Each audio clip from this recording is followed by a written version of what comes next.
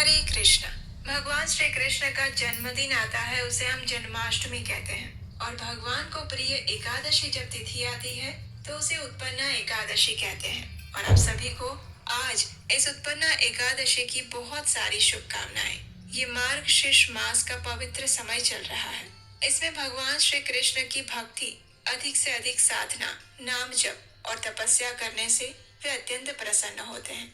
इसी मास के अंदर गोपियों ने कात्यायनी देवी का व्रत किया था, भगवान श्री कृष्ण को पति रूप में प्राप्त करने के लिए।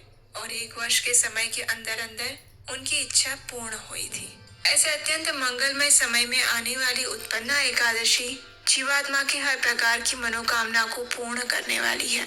जो भी व्यक्ति इस एकादशी का श्रद्धा और निष्ठा पूर्वक पालन करता है, उसके जीवन के हर प्रकार के अवरोध दूर हो जाते हैं। तो चलिए आज इस उत्पन्ना एकादशी के शुभ अवसर पर हम उससे जुड़ी हुई इस पौराणिक कथा का श्रवण करते हैं। आइए आज की कथा आरंभ करते हैं।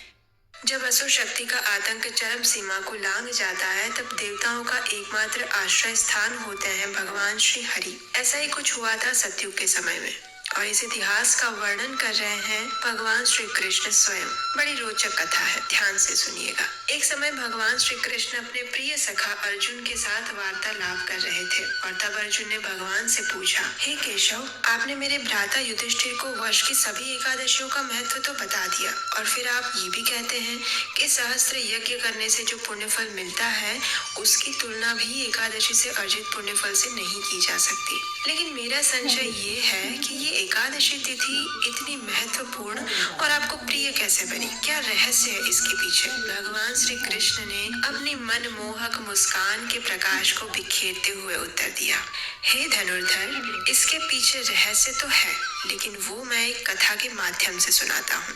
सुनो, ये सतयुग के समय की बात है, जब मोर नाम के एक दैत्य ने अपनी अर्जित शक्तियों से संपूर्ण पृथ्वी को अपने वश में कर लिया। तो फिर उसकी नजर पड़ी स्वर्गलोक और देवताओं पर।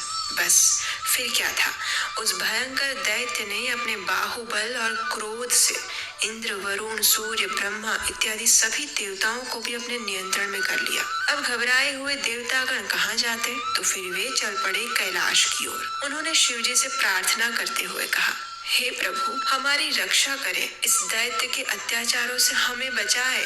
उनकी आर्द्र वाणी सुनकर शिव जी तुरंत परिस्थिति की गंभीरता को समझ गए। शिव जी ने कहा, घबराइए मत, इस समय आपको भगवान श्री विष्णु के पास जाना चाहिए, और वही आपकी समस्या का समाधान कर सकते हैं। तो बस फिर ब्रह्मा जी की अध्यक्षता में सभी देवतागण पहुंच गए क्षीर सागर में, जहाँ दूध के सागर की लहरों पर शेषनाग की शैया पर श्री हरि विराजमान थे। देवताओं ने पुरुष सूक्त प्रार्थनाएं अर्पित करके भगवान को प्रसन्न किया और अपने आने का प्रयोजन बताते हुए कहा, हे प्रभु, आप तो सर्वज्ञ हैं, जानते ही हैं, ब्रह्म वंश में उत्पन्न एक अत्यंत भयंकर दैत्य दाढ़ी जंघा ने सभी देवताओं का संहार करने की प्रतिज्ञा ली थी, और अब उसी का पुत्र मूर दैत्य उत्पन्न हुआ है, जिसने इस प्रतिज्ञा को पूरा किया। उसने स्वर्ग से हमें निष्कासित कर दिया है, और अब वह असुरी शक्ति स्वर्ग पर राज कर रही है। कृपया हमें इस संकट से बचाइए प्रभु। देवताओं की बात सुनकर श्री हरि को क्रोध आ गया, और उन्होंने उसी क्षण देवताओं को आदेश दिया कि वे मूर दैत्य की नगरी चंद्रावती पर आक्रमण करें, और वे स्वयं इस युद्ध का नेतृत्व करेंगे। बस फिर क्या था, भगवान की आज्ञा अनुसार सभी देवताओं ने मूर दैत्य के साम्राज्य पर आक्रमण कर दिया। असुरों ने देखा कि सभी देवता आक्रमण करने आ रहे हैं, तो उन्होंने भीषण गर्जना करना प्रारंभ कर दिया। इस भयंकर गर्जना से सभी देवता इधर उधर चले गए, लेकिन पीछे से भगवान श्री नारायण आए। उन्होंने सभी दैत्यों का उसी क्षण संहार किया। तभी भगवान के साथ युद्ध करने के लिए मूर दैत्य स्वयं आ गया। दोनों के बीच देवताओं के 1000 वर्ष तक युद्ध हुआ। ना तो कोई हारा और ना ही कोई जीता। लेकिन बस अब इस दैत्य का अंत समय आ चुका था, क्योंकि अब भगवान एक दिव्य लीला करने जा रहे थे। अचानक भगवान युद्ध भूमि से अदृश्य हो गए और पहुंच गए बद्रिकाश्रम। वहां जाकर वे हेमवती गुफा में योग निद्रा में चले गए। अब मूर दैत्य भगवान को इतना आसानी से छोड़ने वाला कहाँ था। उसने भी पीछे पीछे गुफा में प्रवेश किया और योग निद्रा में स्थित श्री हरि पर प्रहार करने के लिए जैसे ही आगे बढ़ा, उसी क्षण बिजली की कड़कड़ाहट सुनाई दी। एक तेजस्वी प्रकाश पूरी गुफा में फैल गया और वहीं से प्रकट हुई एक दैदीप्यमान कन्या, जिसने मूर दैत्य के साथ भीषण युद्ध किया।